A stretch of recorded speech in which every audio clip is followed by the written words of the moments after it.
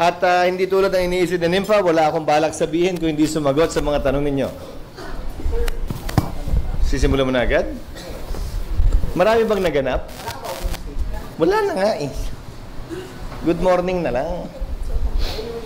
Kahapon kasi may nagsabi na parang inayos daw yung session hall na parang impeachment trial. Bahagi ng paghahanda ng Senado yon.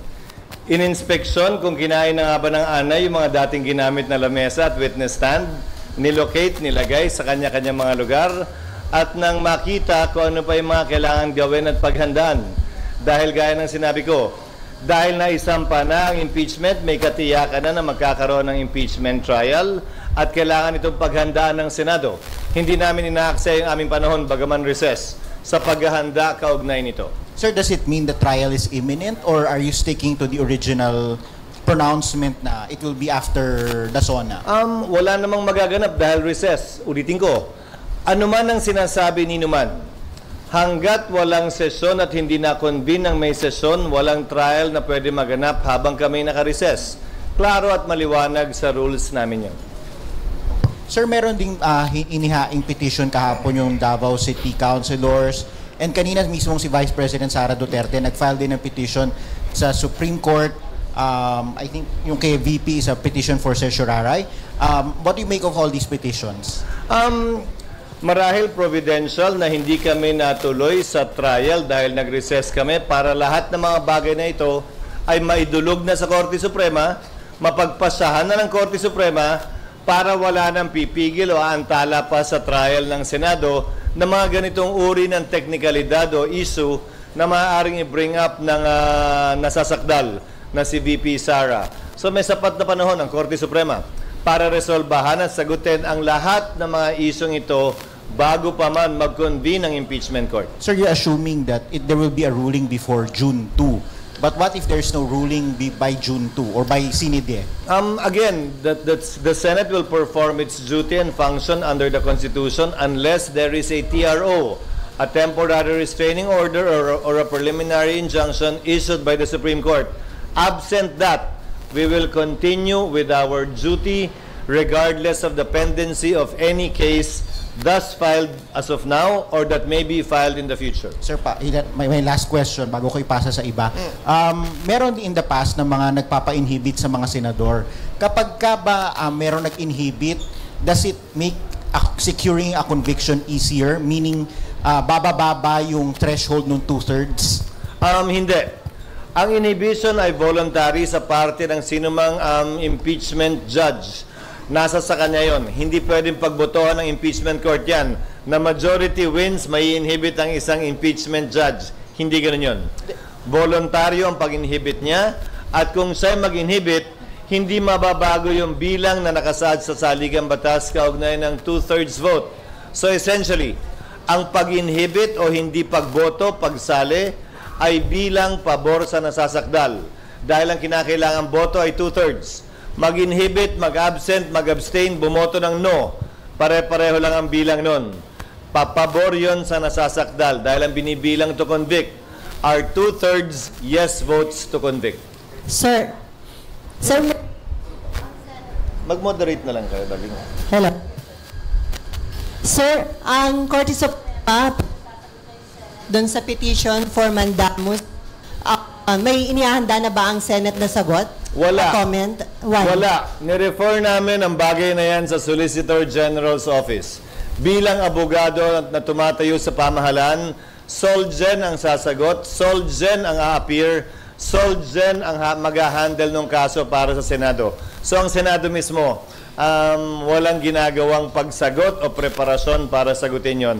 Solgen ang tatayong abogado ng Senado ron. So hindi po manggagaling sa Senate yung comment para i-submit sa Korte Suprema? Hindi. Bagaman may draft na pin-repair ang legal bilang advisory sa akin, ipo-forward din namin sa Solgen yun, but only for their information and consideration. It's the Solgen that will appear before the Supreme Court in behalf of the Senate. I have requested already the Solgen to make that representation before the Supreme Court in behalf of the Senate. Sir, ang bayan muna headed by former Congressman Nery Colmenares, today may isasubmit na position paper sa inyong office, also seeking or asking Senate to immediately convene as impeachment court. So ngayon ba parang tumitindi na yung pressure sa inyo na Si Nery bilang ano? bayan muna? Position paper ng bayan muna, sir. Well, tatanggapin namin yon, i-refer ko yun sa Committee on Rules at sa legal team ng Senado para gumawa ng karampatang sagot at matimbang yung kanyang mungkahi. Pero may balik na tanong ako kay Congressman Nery. Ang nakalagay sa rules ng Senate shall proceed with trial forthwith. Di ba? Next po, from Ang nakalagay sa rules ng House shall be immediately referred to the Speaker. Ginagamit yung salitang immediately, ha? Pero 2 buwang inupuan yan ng mga congressman. 2 buwang inupuan yan ng mga complainant ngayon sa Senado. Kung ang interpretasyon nila ng immediately, yung salitang immediately talaga nandun, ha? Ay lumampas pa ng 2 buwan dahil hanggang ngayon di pa nila nire-refer. Sa katunayan, yung 3 impeachment complaint na bahagi ang bayan muna na nag-file ay in-archive na lamang at hindi pa rin nire-refer. Sino naman sila ngayon para madaliin kami samantalang sila naman ay tila hindi nagmamadali kaugnay sa kanilang reklamo mismo. Dagdag pa, gaya ng sinabi ko, hindi namin pwedeng ma-refer na yan at ma-convene yung court nang walang sesyon ng Senado. Sir, Pero i-refer namin yun sa aming mga legal teams para makonsidera yung kanilang mga suggestion. Last na lang, sir. Kasama doon sa kanilang position paper, yung gamitin nyo na lang daw yung na-approve at na-publish na impeachment rules ng 19 Congress. Pwede naman talaga namin gamitin yon at isa yon sa pinag-aaralan namin.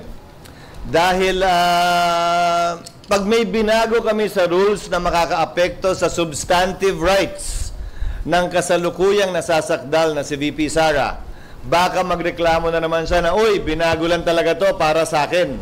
Sadyang para patamaan ako, gamitin laban sa akin.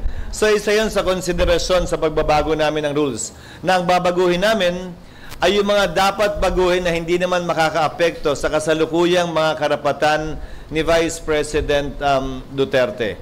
So i-considera po namin yon.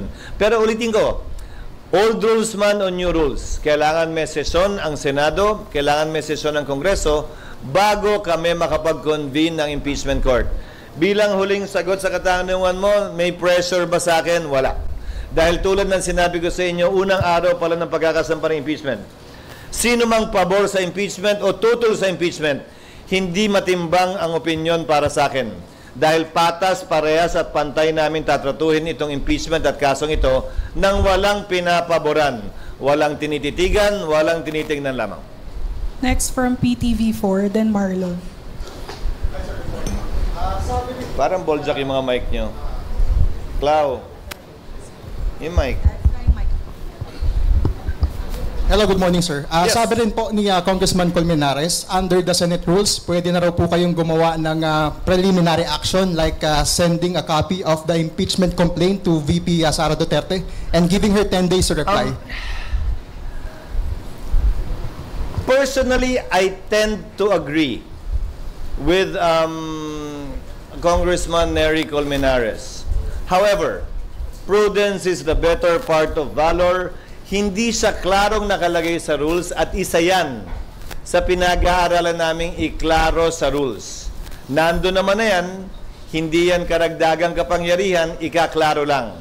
Para yan ang magawa namin sa recess dahil 2 linggo lamang ang sesyon ng Senado pag-resume namin sa June 2 at saka dahil may mga senador na mag-expire ang term sa June 30. Sir, once the impeachment trial proceeds, as Senate President, sir, do you have an instruction to your fellow senators na mag-refrain muna on commenting on the impeachment issue since magsaserve sila as senator judges? Mula nung na-file yung impeachment, nanawagan na ako at nagbigay na ako ng hudyat sa mga miyembro ng Senado. Isabay na natin yung mga tumatakbo sa Senado ngayon. Mananalo man o hindi, may panalo man o wala, pasok man sa survey o hindi. Dahil hindi naman natin alam ang kapalaran kaugnay sa resulta ng halalan. Na maging maingat na huwag i-prejudge yung kaso dahil ni isa sa kanila, ni isa sa amin, wala pang nakikitang ebidensya laban o pabor kay VP Sara para kami magsalita.